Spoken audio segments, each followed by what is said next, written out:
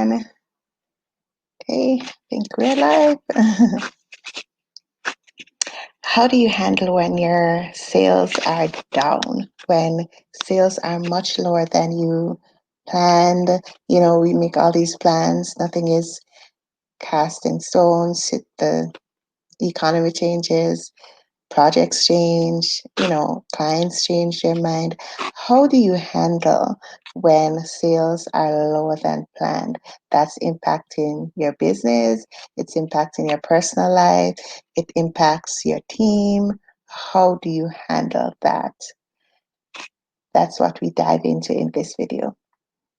So, hello there, entrepreneurs, CEOs, business owners. I am Kersha Campbell and I spearhead a growing company where we do focus on helping business owners just like you, everyday business owners, especially those in the construction world, contractors, the trades, helping you to say goodbye to the frustration, overwhelm, anxiety, nervousness, anger at times about the state of your financial affairs, the state of your business, finances, your cash flow, helping you to say goodbye to the confusion and ultimately, see increased cash flow in your business profits and ultimately building that business of wealth and a recession-proof business as well.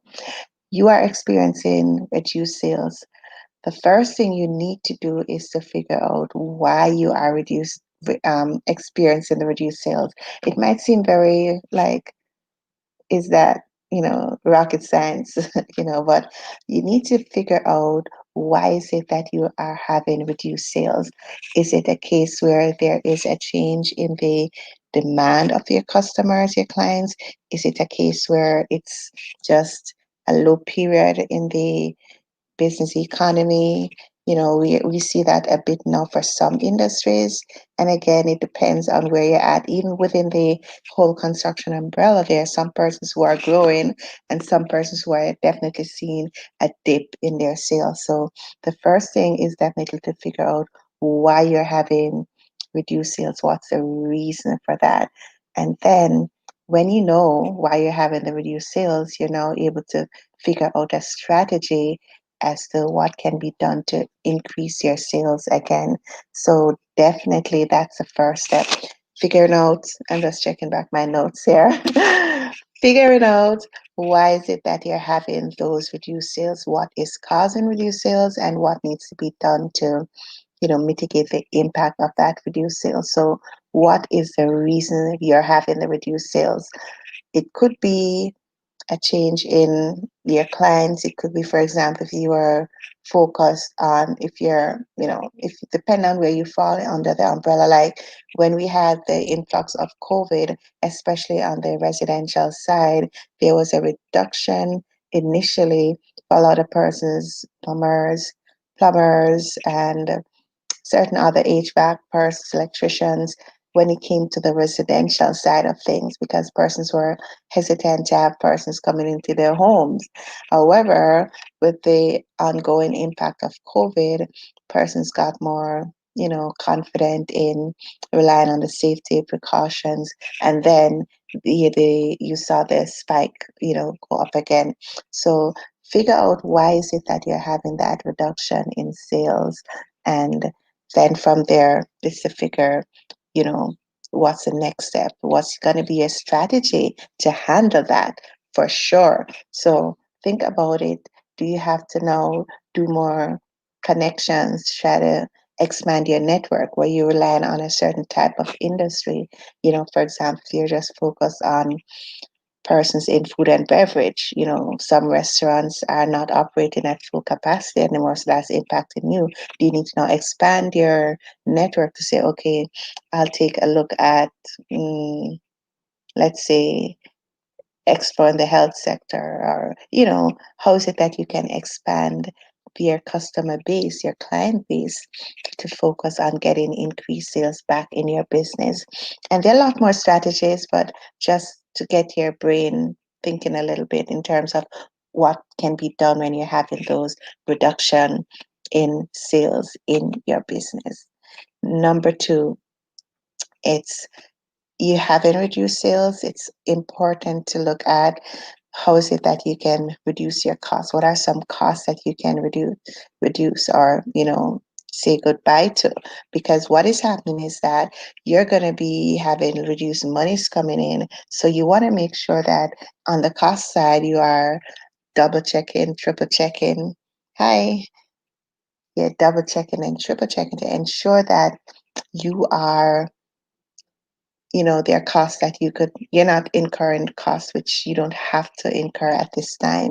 So, of course, this is an exercise that is done all the time, like even on a monthly basis with my clients. We're always looking through the numbers to see, okay, can this cost be reduced? Can this cost be reduced? What can be done differently to always be on the lookout to reducing costs? So, this is an exercise.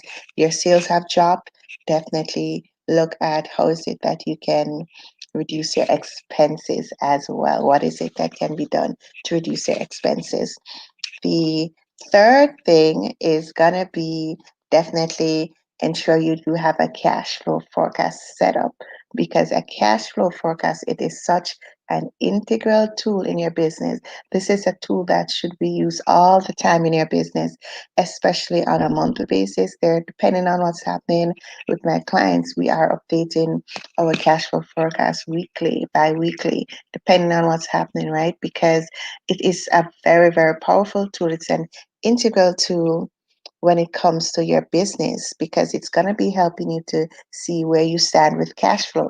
So if you're having a reduction in sales, you want to be sure that you are covered for the next few months or month. You want to know where you stand.